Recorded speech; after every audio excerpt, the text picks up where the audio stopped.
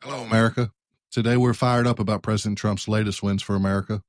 From his knockout tariff talks with China to a game-changing trade deal with the UK, we're seeing America first in action.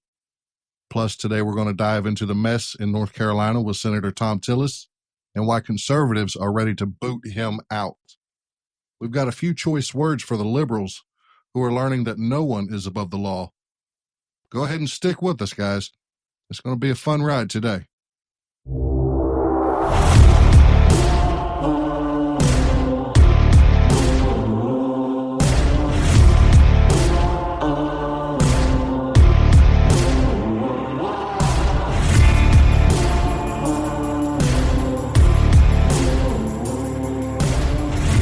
This is The Springer Show, the voice of conservative truth. And now, here is your host, Brian Springer.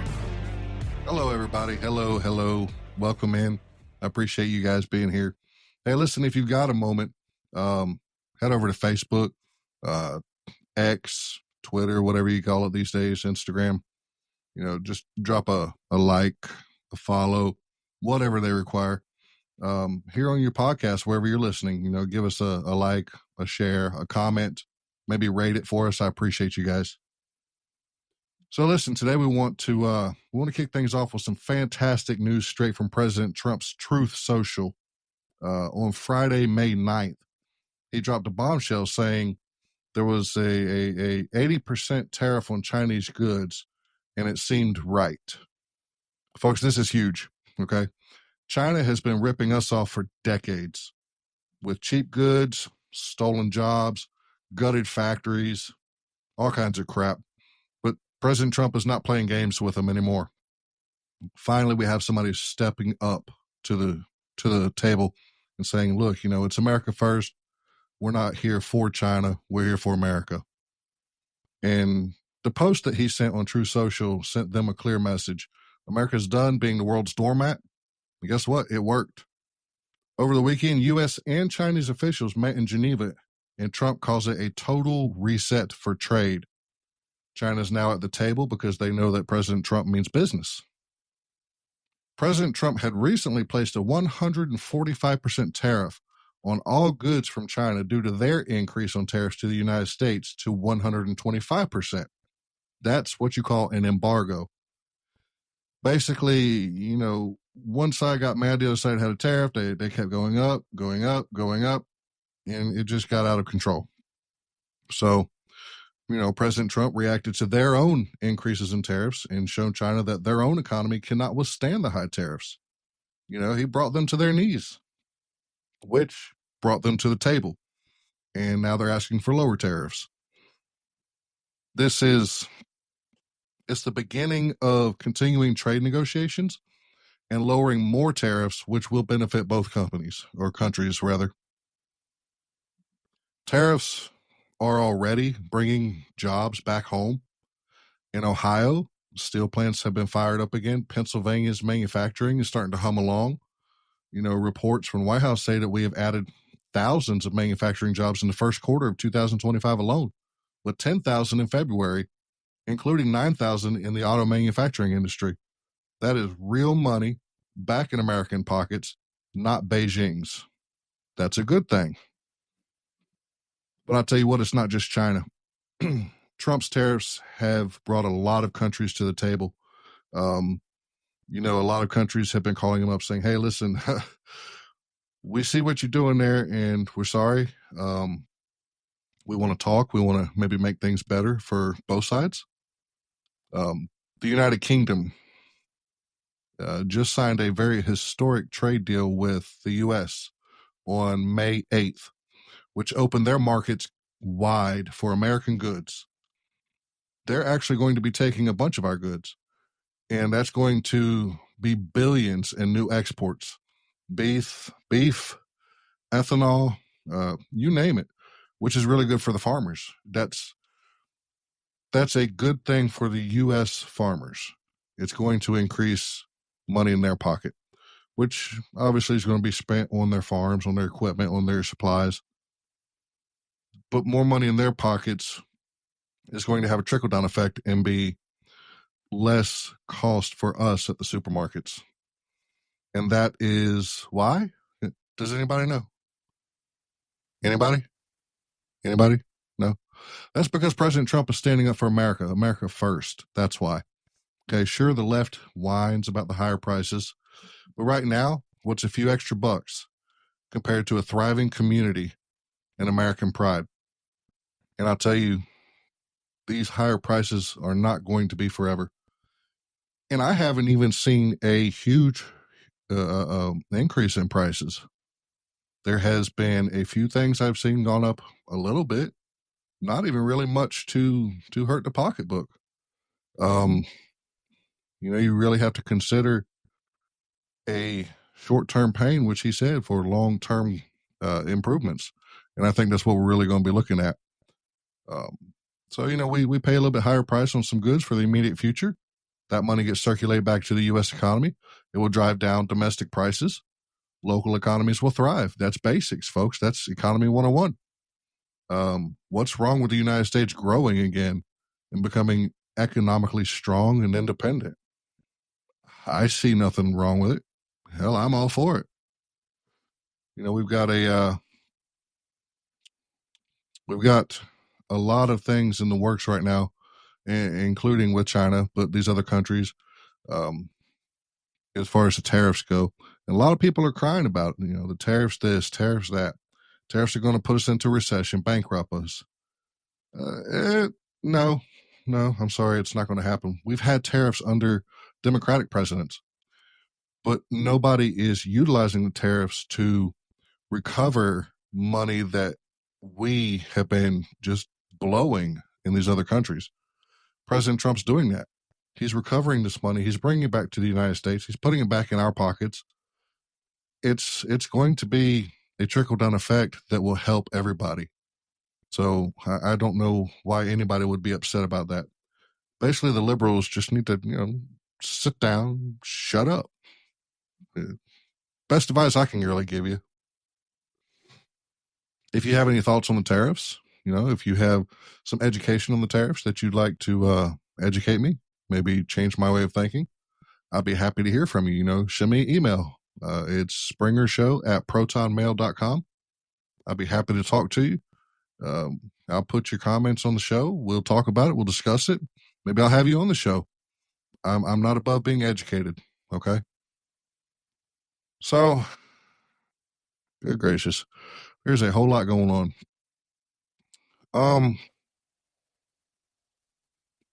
Right now, something that's kind of big in the news, and it's sad, but it's funny. Liberals are throughout the years have been hollering, no one's above the law, especially when they were going after President Trump, trying to indict him, trying to get him convicted of felonious charges, and make sure that he couldn't be president again, which failed. The war cry was, no one is above the law. No one is above the law. You know what? They're right. They're absolutely right. And that's got me grinning ear to ear. The left loves to lecture us. They love to tell us no one's above the law, especially when they were gunning for President Trump. Well, guess who's eating those words now? Liberal politicians behind door one, please. They're getting a taste of their own medicine for messing with ICE and federal officers. Let's take Newark, New Jersey. Mayor Ras Baraka. I think I said that right. Ross Baraka. Forgive me if I mispronounced that. Last Friday, he was arrested for trespassing at an ICE detention center in New Jersey, trying to stir up trouble. He was out in a few hours, whining in front of the cameras. He did nothing wrong. But the message here is clear. You do not get a free pass, okay? It's not going to happen. We don't care if you are a mayor, congressperson, or anybody at all. You break the law, you're going to be arrested. No one is above the law. So, Border Czar Tom Homan was recently on Fox News talking about this particular incident. But first, Let's listen to what Mayor Baraka had to say about the incident, why he was there, and then we'll hear Tom Homan's response. We ask them to obey our laws, to obey the policies and rules here in the city and the state of New Jersey, not to run roughshod over the Constitution of the United States, the Bill of Rights, the 4th, the 5th, the 14th Amendment, that everybody on this soil deserves due process. Tom, he's saying they're the good guys here. Well, look, he's not very smart. I mean, bottom line is that's what the facility's all about. This facility's about due process. This facility is where we put illegal aliens, people in the country illegally, first of all. If you're in the country illegally, they're being detained. And they were screaming and yelling about due process and 14 and all this in the Constitution. This is where due process happens. We have to detain them to go through the due process of, sometimes seeing a judge, sometimes they already have final orders. It's ranging removal to their countries, they're getting travel documents to their countries, and making sure all the administrative processes are followed. Listen, okay, I am getting sick and tired of this term due process. While I understand it's constitutional and it's been under fire from every side, trying to figure out exactly what due process is afforded to who, even though the Constitution says everybody, all persons. I don't have the actual wording in front of me, but it doesn't say just U.S. citizens. But then that's where you come into, does it include those who have been deemed domestic or foreign terrorists? Does it include people here illegally? Blah, blah, blah, blah, blah. I'm just sick and tired of this due process fight. Whenever the liberals can't win one way, they look for another, and they keep trying and pushing until they find something they can hang their hat on, and they think that this is it. It's not going to work out great, okay? Anyway, there were several congressmen at this facility. They were claiming that they were there for oversight, which they have the right to do. They absolutely do. But they had no appointments. They had no prior calls or notices. They thought they could just show up and demand entry into this federal facility. I'm sorry, folks, it doesn't work that way. It just doesn't. I can't show up to a federal prison, bang on their door and be like, hey, let me in. I need to check things out, make sure everything's kosher in here.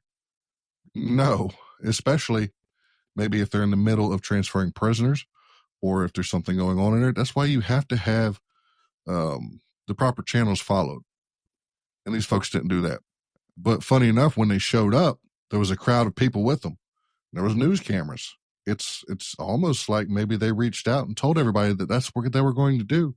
Maybe like they were kind of hoping for pushback, hoping that they could find a way to play victim on TV and try to make somebody else look bad.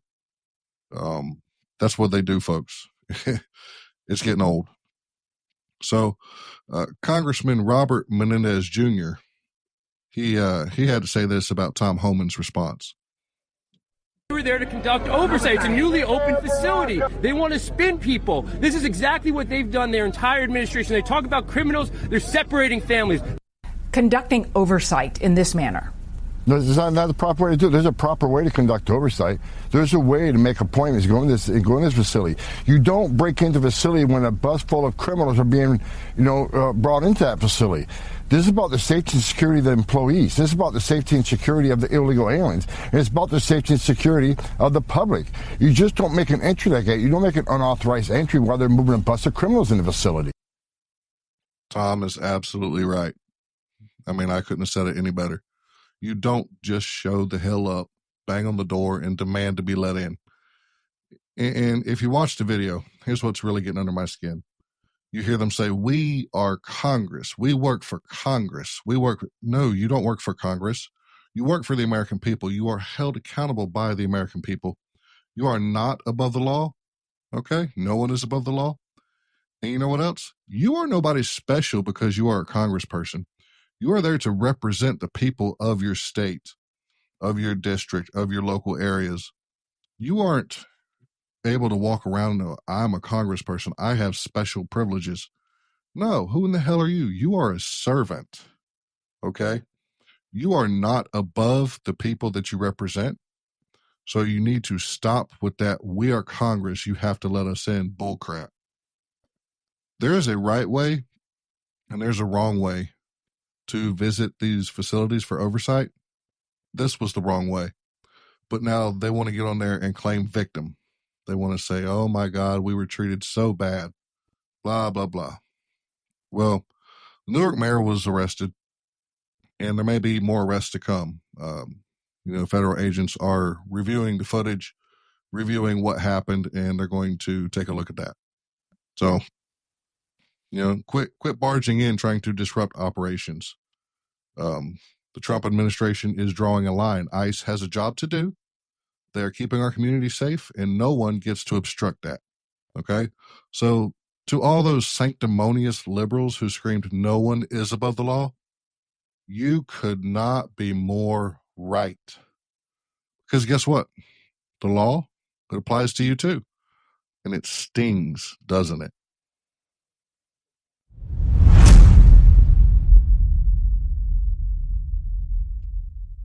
Hey, folks, with global trade shaking things up, you've got to be ready for anything, okay?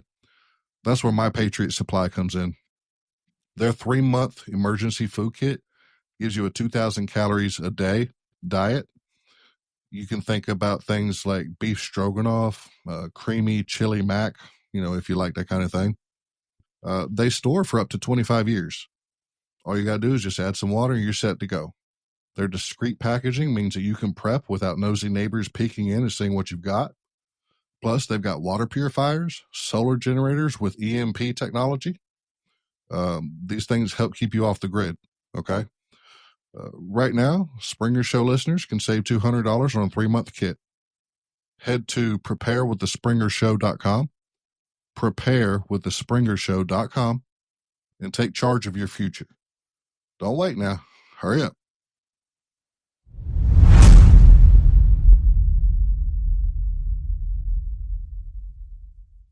All right, folks, let's get back down there to North Carolina now that we're leaving New Jersey. Down there in North Carolina, the conservatives are fed up. You can see it all over X, Instagram, Facebook, wherever you get your information. And really, they're fed up with Senator Thom Tillis. And I don't blame them, not at all. This guy's been thumbing his nose at the Trump agenda almost since day one. He has his voting record is crap. He's nothing more than a rhino, pure and simple. Okay. The latest thing, he decided he wanted to tank Trump's pick for D.C. U.S. Attorney Ed Martin. This guy was a solid conservative who stood up for January 6th defendants. That was the problem. Tillis said no, absolutely not. And the nomination went kaput. That's it. It was a slap in the face to every conservative who wants leaders fighting for us. Why don't you take a minute and just listen to what Thom Tillis had to say about supporting Ed Martin? He is, I don't believe he's being advanced to the markup. And I met with Mr. Martin. He seems like a good man. Most of my concerns related to January 6th. And he built a compelling case on some of the 1512 prosecutions that were probably heat of the moment bad decisions. But where we probably have a difference is I think anybody that breached the perimeter should have been in prison for some period of time, whether it's 30. Listen to what he says, folks. Anybody who breached the perimeter. He doesn't care if you were there sightseeing, just got called up, whatever. You should have gone to jail. Whether it's 30 days or 3 years is debatable, but I have no tolerance for anybody who entered the building on January the 6th, and that's no tolerance for anybody. No tolerance for anybody who entered the building. Okay, even if you weren't there causing a ruckus, if you weren't there hooting and hollering, if you're there just, hey, I'm walking around the building that, you know what, my tax money paid for. I'm peaceful, just looking around. You should go to jail. That's what he said. 6th, and that's probably where most of the friction was. I see. So he disagreed with you on that? Well, no, I have to say that Mr. Martin did a good job of explaining how there were people that probably got caught up in it. but they made the stupid decision to come through a building that had been breached and that the police officers and others were saying stay away. So the difference wasn't that they should be charged, in my estimation. It's by how much. That's an argument I'm willing to have, but we have to be very, very clear that what happened on January the 6th was wrong. It wasn't, it was not prompted or created by other people to put those people in trouble. They made a stupid decision and they disgraced the United States by absolutely destroying the Capitol. And I can't have any patience. It's absolutely destroying the Capitol. Did you see the Capitol after January 6th? I mean, it was barely standing. Every window was blown out. There were no doors. All the offices were just absolutely completely destroyed. Both wings of Congress, I mean, it was almost like they were blown up. It was just gone. This guy's a freaking liar. It wasn't anything like that. It sounds like your concerns were not a But let me be very clear, though. Mr. Martin did a good job of explaining the one area that I think he's probably right, that there were some people that were over-prosecuted. But there were some, 200 or 300 of them, that should have never gotten a pardon. And 200 or 300 of them. 200 or 300 of them should have never gotten a pardon. This guy's off his rocker, okay? He's just out there. So he doesn't want to push Ed Martin through as the D.C. attorney because of something that happened years ago, and that he doesn't agree with Ed Martin. But that's not just it, okay? Thom Tillis has a track record of going soft. He voted for the Respect for Marriage Act in 2022, which codified same-sex marriage, which got him censured by the North Carolina GOP in 2023. He also pushed for immigration reform that conservatives see as too cozy with the Democrats. You know, on X, they're calling him Traitor Tom. They're calling him a rhino. I'm right there with them. They're ready to primary him in 2026. But there is one name rising fast that is coming up for his seat. In my little bit of research, I think I can stand behind this fellow. His name is Andy Nilsen. He's a retired North Carolina businessman. He's all in for Trump's America First agenda. Nilsen's promising to drain the swamp, starting with Tillis. This guy's got grassroots buzzing, and he's got a clean conservative record. Okay? This is the kind of fighter that we need in Washington for North Carolina. You can check out his website. It's andynilsen.com. And it reads, Andy Nilsen grew up in Catawba County and Winston-Salem. Andy and Susanna have been married for over 25 years. They have 2 sons, David and Joe. David coaches JV football, and Joe is a football player at Catawba College. I think I'm saying that right, Catawba. For 3 decades, Andy was a plant and operations manager, and then later owned and operated a furniture manufacturing business. Since 2017, Andy retired from business and now coaches high school football and works with exceptional needs kids. He is a lifelong Christian. Andy accepts the inspired word of the Bible as his guide to eternal life. Let me tell you, folks, this is the sort of guy we can stand behind, okay? This is not a Thom Tillis. This guy's got his heart and his mind in the right place, right? This is a fellow who really needs our support to unseat Thom Tillis and get some common sense conservative values back in the Senate. It's ridiculous. So now that we've kind of narrowed down to North Carolina, let's narrow down a little bit further, down to Robeson County, which has been the focus of several of our discussions. Robeson County is a very unique county when it comes to politics. You know, it used to be primarily blue, then it sort of went purple, but it switched real quick to red. So let's talk about a seismic shift that's happening just in Robeson County. Robeson County is nestled along the Lumber River. It is the heart of the Lumbee tribe, the biggest Native American tribe, which is east of the Mississippi. For years, Robeson County has been a Democratic fortress, a place where Blue Dog Democrats held a lot of sway. But guess what, folks? The ground is shaking and the Republican Party is planting its flag deeper every day. The latest proof of this is the 2 county commissioners, Lance Herndon and Judy Sampson, who just ditched the Democrats for the GOP. That's a huge win for the conservative values in that county. Back in April 28th of 2025, the North Carolina Republican Party dropped the news that Herndon and Sampson, both heavyweights on the Robeson County Board of Commissioners, made the jump from the DNC to the GOP. This is not just a couple of folks changing teams. It's completely flipped the board to a 5-3 Republican majority in Robeson County. That's a historic moment for a county that has been blue for generations, all right? Let's break it down just a little bit for you, okay? Lance Herndon was a farmer, a second-generation commissioner. He's been at it since 2009. He's the vice chairman, a guy rooted in the soil of District 8. When he spoke about his switch, he did not mince words. He said, and quote, "There's no conservative faction left in the Democratic Party," end quote. Herndon's saying his values, hard work, family, faith have not budged, but the Democrats have bolted left, leaving folks like him behind. I couldn't agree more. Then there is Judy Sampson. She's repping District 5 since 2020. She's a community leader, a former president of the Pembroke Chamber of Commerce, and her decision to join the GOP speaks volumes.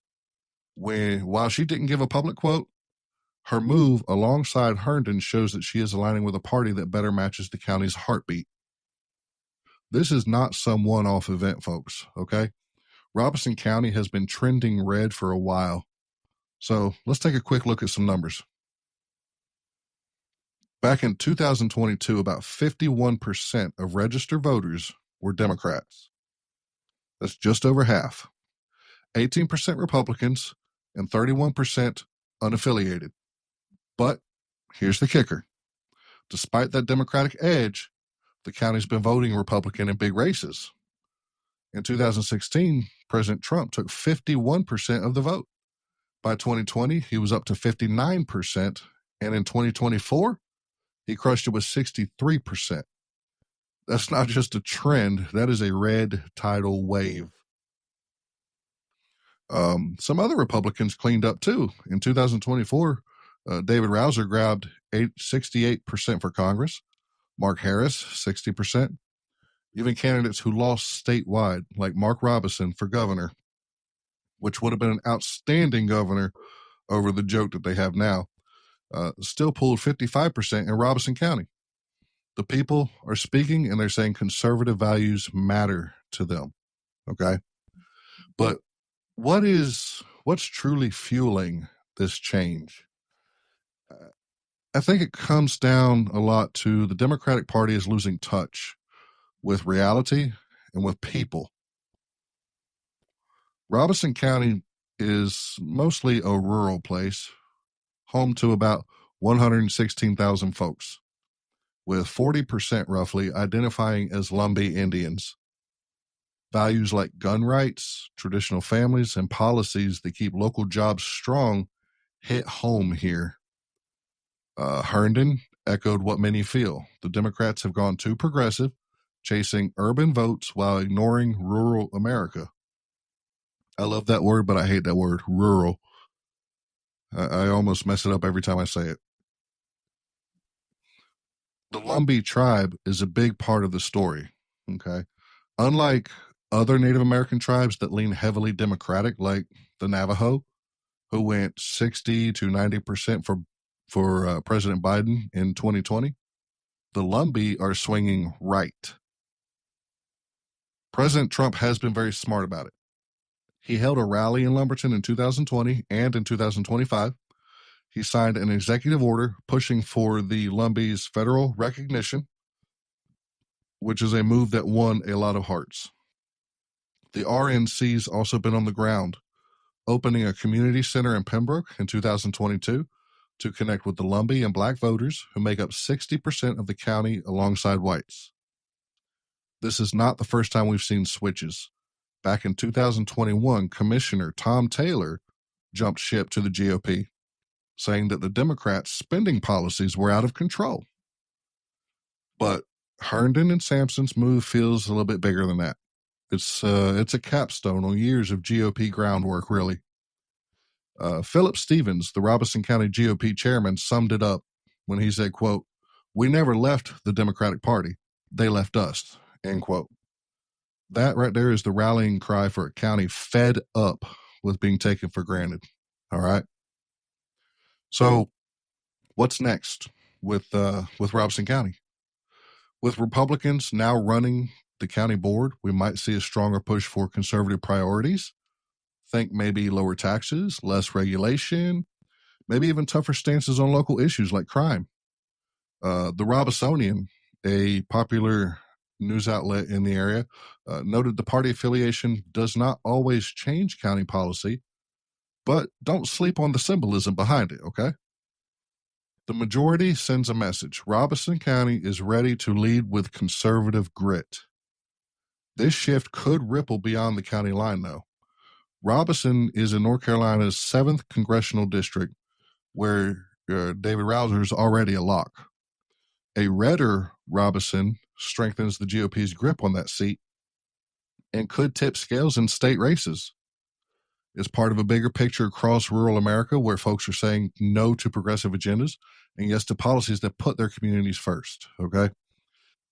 These folks in the rural communities are getting tired of the progressive liberals coming in, trying to change their ways, trying to change what they know is right, and bringing these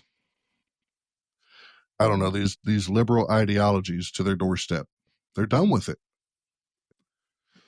For us conservatives, this is a moment to celebrate, okay? Robeson County is waking up as people are choosing a party that fights for their way of life. Lance Herndon and Judy Sampson are leading the charge with the GOP's momentum, and that county is proving that the voice of conservative truth is louder than ever. We'll be reaching out to Lance Herndon and Judy Sampson. I'll be inviting them to come on the show, talk to you guys, the listeners, the people, and tell us what their thoughts are, where they see the direction of the county going with their recent switch, or was it all a public relations bravado to keep an elected seat in the next election? I would like to think that they're true to their word, they're true to their heart, and when they say that they feel conservative values are gone from the Democratic Party, and that's why they need to come here, I would like to really think and believe in my heart that that's what they mean. I hope this isn't something just to continue getting voted. So we'll see. I will reach out to them and give them the opportunity and see if they accept or not. So keep an ear out for that. Okay. Hopefully that will be coming soon.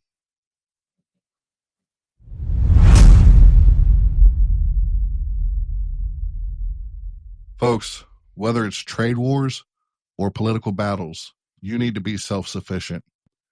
My Patriot Supply has got you covered with emergency food kits, heirloom seeds for growing your own crops, and a solar generators with EMP technology for off-grid power. Their meals are tasty. They last a long time. They're easy to prep, perfect for any crisis whatsoever. Plus, their top-notch customer service will help you pick the right gear for your family, okay? Save $200 on a 3-month food kit at preparewiththespringershow.com. Preparewiththespringershow.com. Don't rely on the system. Get prepared today.